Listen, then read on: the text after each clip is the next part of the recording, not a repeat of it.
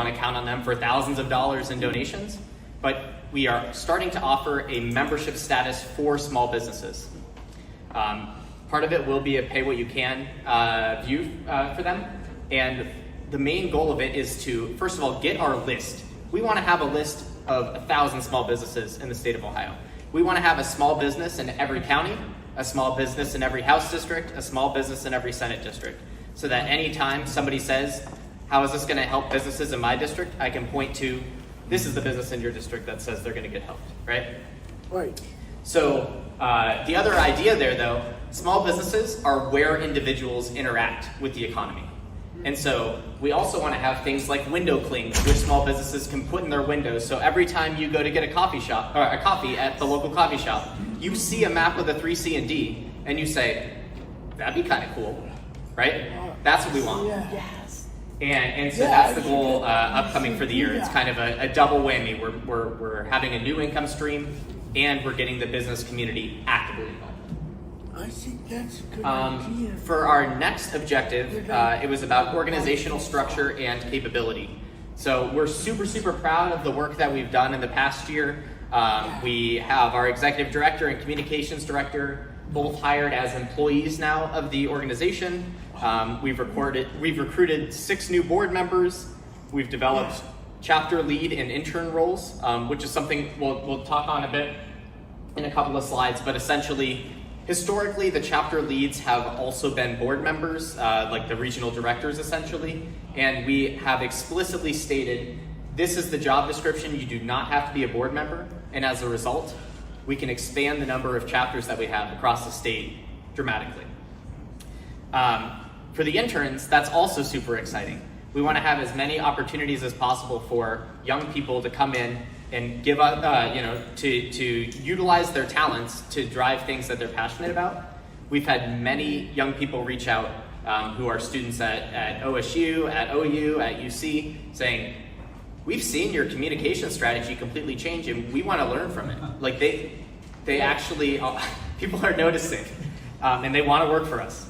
In addition to that, though, we want to keep building out our talent pipeline, knowing that our organization is not just the board, right?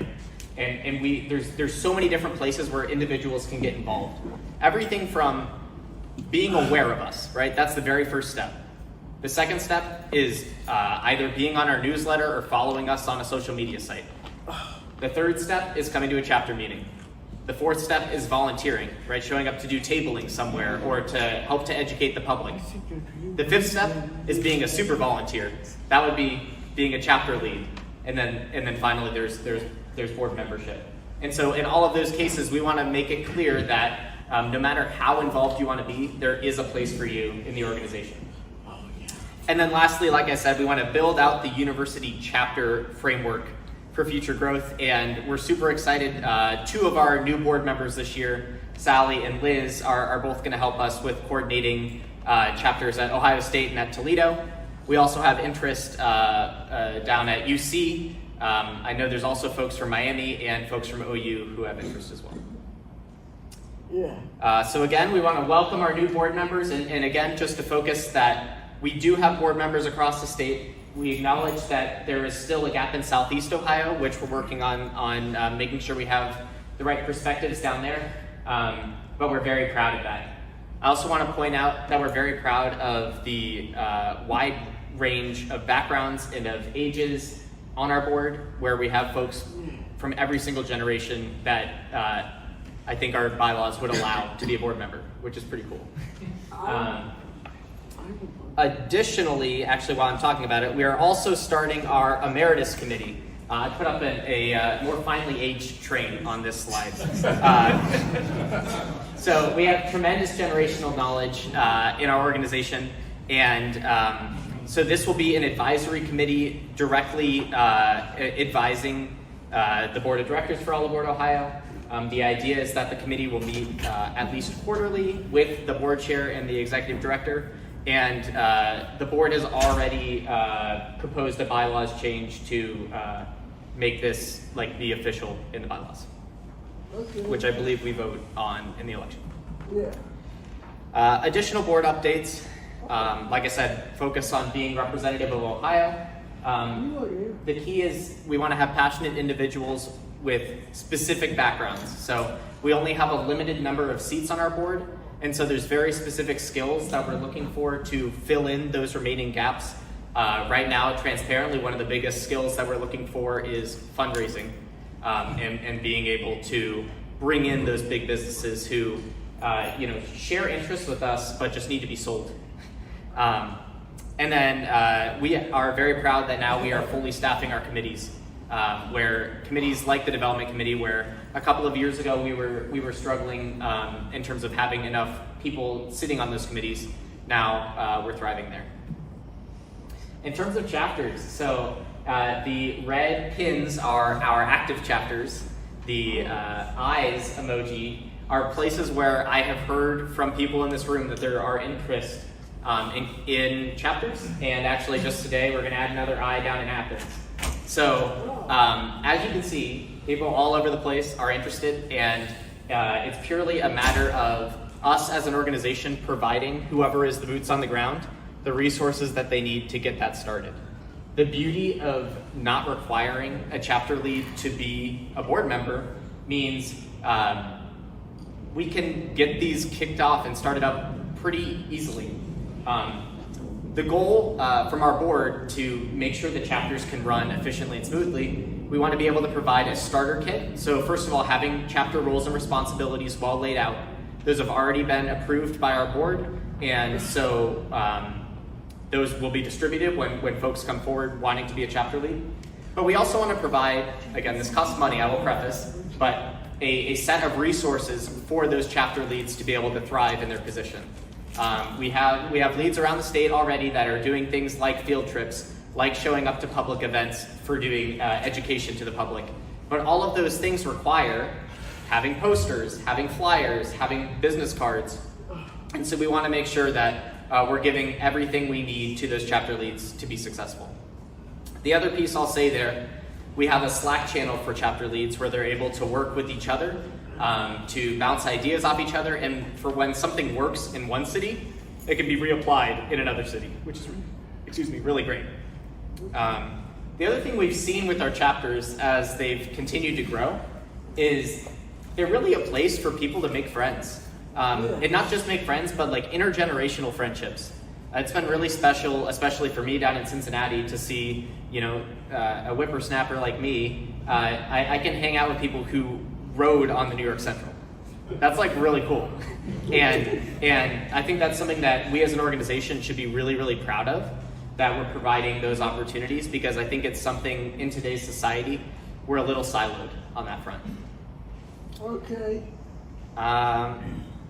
Yeah, so that is the update in terms of organizational stability. The TLDR there, the too long don't read, is we're doing good. We're doing good. I'm so excited. I am too. I mean, I'm so excited, and I think the whole board is so excited as we see just the growth that we've had here. Yeah. I mean, even having representatives in the room, having representatives of both sides of the aisle in the room especially is really cool. Yes. Objective 3 from our strategic plan last year was for education, awareness, and networking. So this means a couple of different things. This means educating the people in the State House, of course. It means also, though, educating everyday people on the street in Cincinnati and in Lancaster and in Lima, right? Like everywhere. We want everybody to know what the possibilities are. We want everybody to know who is the final decision maker. And we want everybody to know how it's going to impact their future, like we were talking about earlier. So one of the things that we did this year at the State House was holding our Passenger Rail Day of Advocacy. And we're super proud of how this event went. We met, like John said, with over half of the delegation of this General Assembly. We talked to them about our priorities. We had some beautiful literature. I know we've got a copy of that on our website. I recommend to check it out. It mirrors how awesome our annual report is. Dylan, will you hold that up? Thank you, sir. And if you haven't had a chance to see our annual report, we've got copies out in the atrium area. But anyways, we saw a lot of passion in those meetings with the representatives, and that was really great. We also mapped out where every single one of them stands on this issue. And I think that's super, super important, right? As we try to build out our membership base and we try to have a member in every single House district and a member in every single Senate district and a small business in every single House district and a small business in every single Senate district, we want to be able to be at the level of advocacy capacity where when it comes to an action call that we have to put out, yes, we can put it out to the general public and get dozens of calls to every representative, but we also want to have the people that those representatives really listen to, if you know what I mean, calling them. Yeah.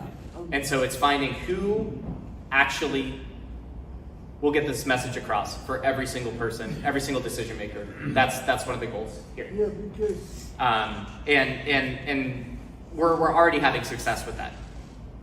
Additionally, we launched our rebrand, which has really been tremendous, as you can see from our merch table, as you can see from our social media. When we before our rebrand on Instagram, we were at 30 followers, and right now we are at 3,500 followers. woo-hoo. So that is a couple more. We also started TikTok 3 weeks ago, and we're at 750 followers already. So, yeah. Additionally, because of that social media capacity, because of the thousands of people who are getting our emails every month, we were able to mobilize thousands of people for our budget advocacy campaign. I think we had over 8,000 individuals make some sort of action in favor of passenger rail during that. And we also have, as Ben will share, seen significant digital growth. And speaking of which, communications update. Everybody welcome Ben Paulus to the stage, who's one of our lead members on our communications team. I'm so excited. Alright, hi everybody, my name is Ben Paulus. Normally, our fearless leader, Beth, would be up here giving this presentation. Unfortunately, she had a family emergency, so I'm stepping in. So if it looks like I'm reading off my phone, it's because I am. Some other people I want to introduce, Brian Pico, he is our lead communications. He is also not here because he is in Germany riding trains. Also, Nathan, I don't know where there he is, he's back there. He also is our engagement specialist, and he is a big part of our race to Chicago. And as I said, my name is Ben. Sometimes I post things on Twitter that I shouldn't. So just for a second, I want to go through our branding evolution. This is where we stand right now with our new logo that we launched last year. Yeah. This is where we sat before with our 50 years at 2023, and this other logo that we had. And then going back even further, we have our original logo that Nathan is wearing on his shirt right now, which will be dropping as a vintage kind of thing that we're going to do later on this month or next month. So you can buy that t-shirt. So one thing that we wanted to mention was our rotating annual themes. So they all rotate under the umbrella of All Aboard Ohio, retaining consistency, but it allows us for creativity for each year. So we kind of get to mix it up a little bit and set the evolution of the brand for the coming year, and also build momentum off of that. We have core communication goals, and post-rebranding, All Aboard Ohio has solidified its position as an agency to watch in the national arena. We have gained recognition across the United States, and other organizations are looking to us as to how we're setting our communication strategies. Yeah. We have set the standard for what good branding, engagement, and advocacy looks like. It's not just impressions that prove it. We also have data that prove our strategies are working. Okay. So here is our website growth. We are on track to double last year's numbers, which were exponentially higher than the year before. So these numbers are impressive, but they're not the only ones. And just to know, I got cut off by the screen a little bit, but this is where we were sitting in 2023. This is 2024, and we're already on track to double our numbers for last year. Double. Yeah.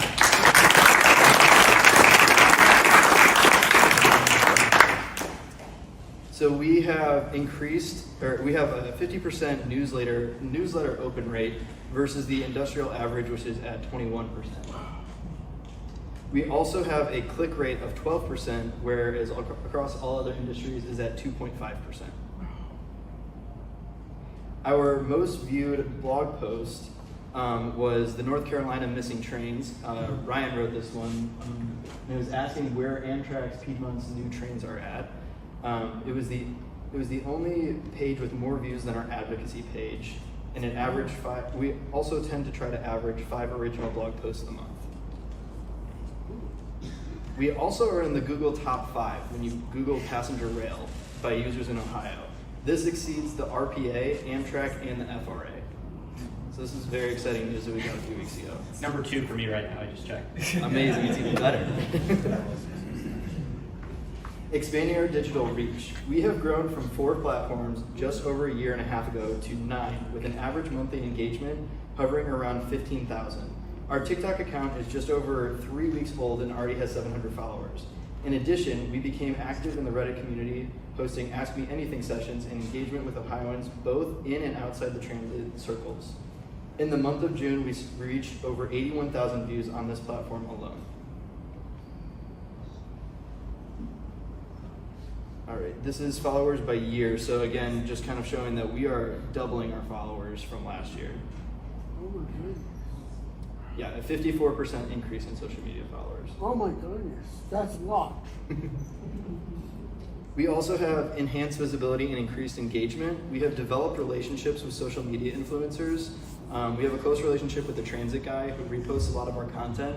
And also when we are making engagement pushes, it's very nice to be able to retweet his opinions or repost on Instagram and get engagement from his followers as well. And we're focusing on quality over quantity.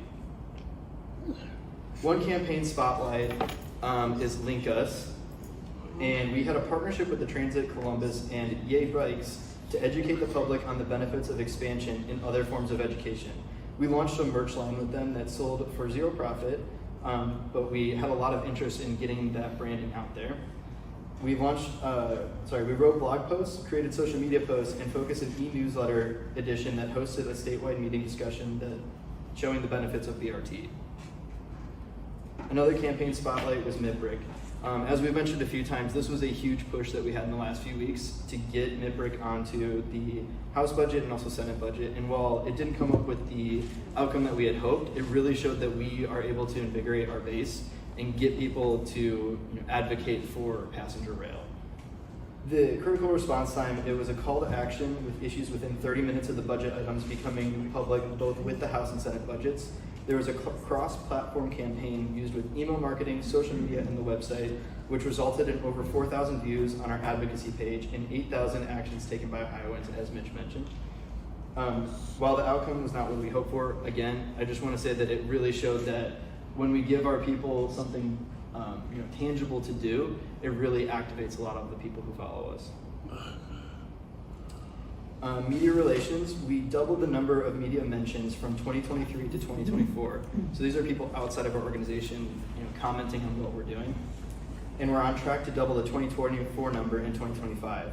We created a designated press page on the website, which is really important because we're able to get people coming to us asking for information. We continue cultivating relationships with media across the state and are actively pitching stories. So looking ahead, we want to strengthen member experience through automations. Ryan has done an incredible work on how we use AI and how we can kind of catch stories as they're coming. He set up, I don't know the name for it, but he set up something that'll grab stories that have passenger rail in them, and then we can kind of digest them and then redistribute. There's also other opportunities ahead, including surveys, listening sessions, and expanded outreach. Okay. So please, ride along with us and explore our social media. You can scan this QR code. Here are just some examples. I really want to call out Sally. She's done an incredible job with our TikTok. We had 10,000 views on just one post that I was looking at from earlier. So let's give a round of applause to Sally.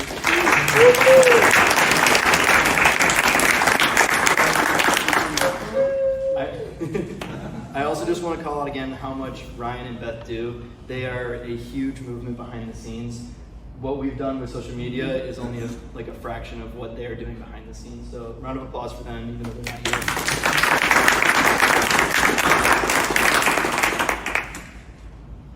We also have our merch store. So if there's anything that you've been interested with people wearing, please feel free to come up to the merch store stand after this. You can also scan this QR code, that'll take you online. We have a whole bunch of different things. We are taking recommendations, so if if there's something that you want that we don't have, send us an email. We're happy to cook something up for that. Okay. All right, and that is it for me, so thank you.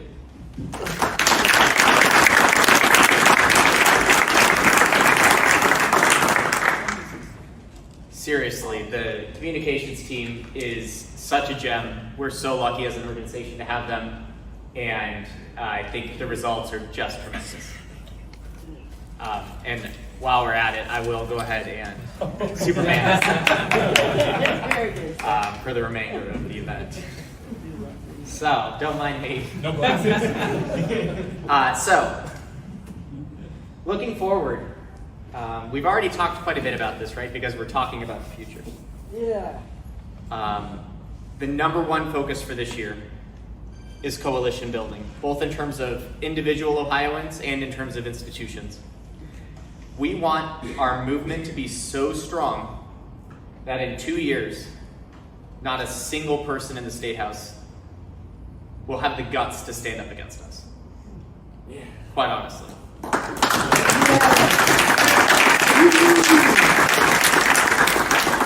We want it to be so embarrassing that their grandkids have to call them and say, "You're making me look bad at middle school." We want to have small businesses in the loop. We want to have institutions in the loop. We want to have members everywhere. We want to have as many universities involved as possible. Yeah. And we know that it will be an exponential growth if we do that. Yay.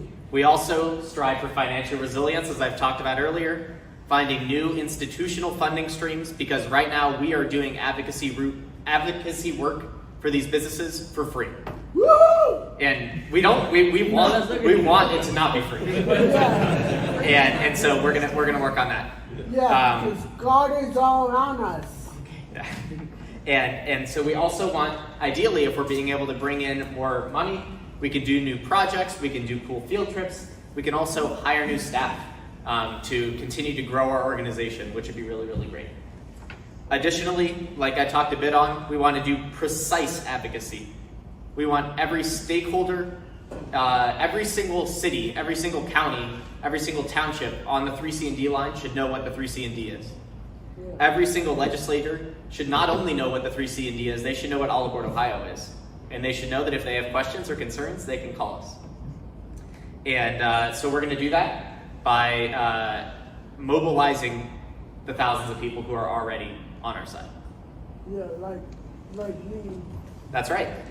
And one way that we want to mobilize people as well, shameless plug, is we have a Slack, which is one of the other ways that we communicate with each other.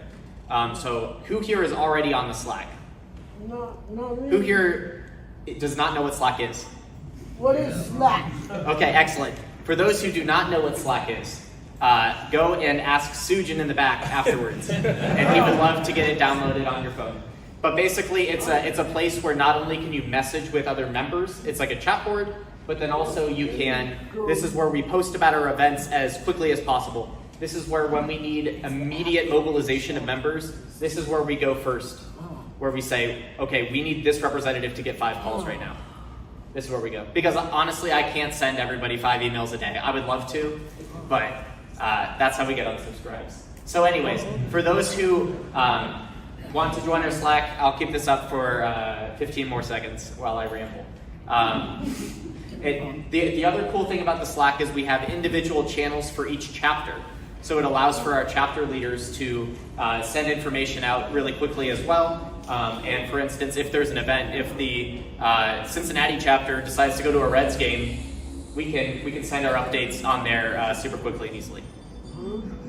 All good for people who wanted the QR code. One more minute. Yeah.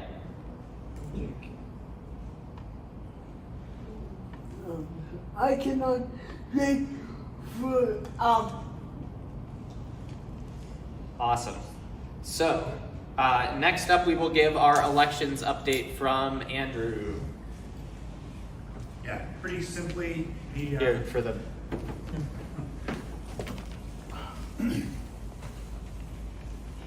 So the proposed bylaw amendments passed approximately 98% in favor. And all 6 of our new members and regional directors passed with at least 91% approval. Uh-oh, that's not good. All good. Thank you, Andrew, and the Elections Committee for facilitating that. Next up, we do have a couple of minutes, about 10 minutes for Q&A. I can take a question or two. If folks have them written down on Post-it notes, Dylan would love to retrieve them. He has. You got one? I have one. Uh-oh. It was me. That You means already that- know the question. Yeah, okay, so how are we communicating potential rail service to the general public? And I think it's an awesome question because, quite frankly, not every single person in the general public is going to come to one of our chapter meetings. And we can't expect them to. There's lots of people who are very busy, and there's lots of people who only think of transportation as a part of life, right? It's not more than that, and that's okay. Our goal as an organization is for, like was talked about earlier, people need to think of rail as just a part of life. It's like just like we think of cars right now, right? Yeah. And so the way that we're going to do that is by implanting these ideas in people's minds. Yeah. We want to show up at the large festivals, at Red, White, and Boom in Columbus, at Taste of Cincinnati in Cincinnati, at Dingus Day in Cleveland, right? And we want to hand out literature. We want to show, the map isn't in here, but you show this map and have a little poster board, little whiteboard that says, would this improve your life? Yes or no? Yes. And let's have everybody put their tally marks on the yes. Yeah. And when they do that, they're taking a small action, which is making them think about this. And more importantly, it's making them feel about this. Yeah. Because when they feel about it, they're more likely to join the movement with passion, right?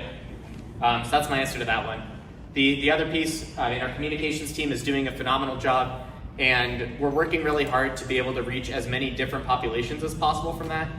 There's definitely more work that we need to do there, especially in terms of getting different community leaders involved who already have the trust of people. And so that's definitely a focus for the upcoming year as well. Any other questions? Or does everybody have that 3 o'clock feeling? Understood. Well, then we will end with a couple of announcements. So first of all, we've got some different upcoming events and dates here. So first of all, ORDC. As we talked about, we were not thrilled with the outcome of the ORDC Commission setup. What is a fact is that there is a general public seat still on the commission, and that seat is currently vacant. Our goal now is to fill that seat as quickly as possible, and they signed up for this. I jokingly said this to a newspaper reporter the other day. By getting rid of the passenger rail seat, the passenger rail commissioner, and I need y'all to help me with this. By getting rid of that seat, what they're doing is adding 10 passenger rail advocates to the peanut gallery for every meeting. I don't know which one they prefer. I'm guessing it's probably one passenger rail person who's sitting on the board. So what I need from you all then is we need to show up in force every time we have an ORDC meeting. These happen every 2 or 3 months or so. And there is both in-person and virtual options. I think if we have as many people in person as possible, it will make a big difference and send that message. Yes? Where are they held in person? That's a great question. They are held in Columbus, and the specific location, Ron, do you know where they're? I don't know where this next one's going to be, but it's usually at the, what is it, Larry, the Ohio Transportation or Public Safety Building? Yes, that's the usual place, and occasionally they actually use the transportation. Yeah, too. it's So- at the transportation facility on West Broad Street. It's either 1970 West Broad or 1980 West Broad. As soon as I find out, I will let you know. They usually post that information about a week out in advance. Nice and easy for the public. Yeah. And then to be able to access it online, we will send the link for that. There's a couple of hoops you have to jump through, but I've done it before. They answered my questions. Next, we're super excited, and signups are still open for the Race to Chicago. You may notice there is a date change for better prices and availability from Amtrak, we are looking at August 9th. This event will have our chapter leaving from Cincinnati, and then also a train leaving from Cleveland, picking up folks in Sandusky and Toledo, and any other station. And then those trains are theoretically supposed to meet in Chicago around 10 a.m. We'll see which train is more late, and it'll be a great time. And then we also have some friends in Chicago with the High Speed Rail Alliance and with the Environmental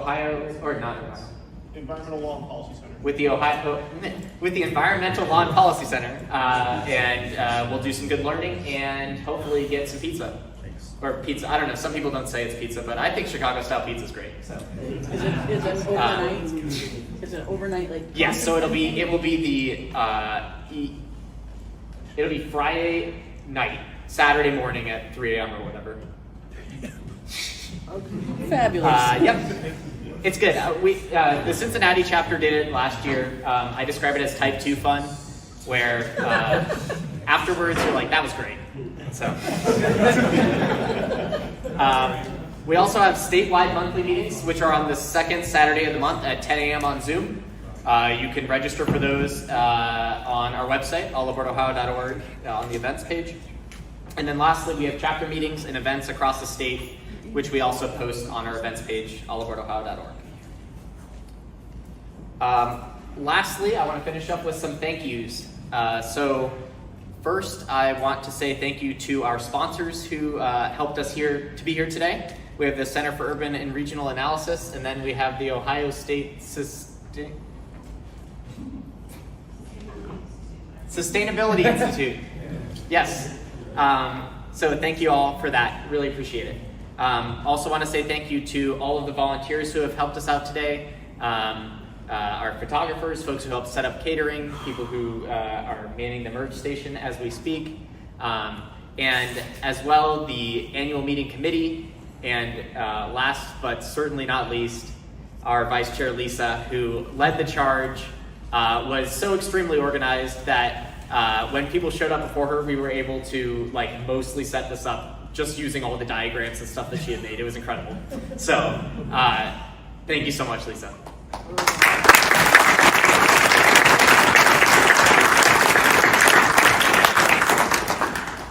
So with that, I think that's just about it.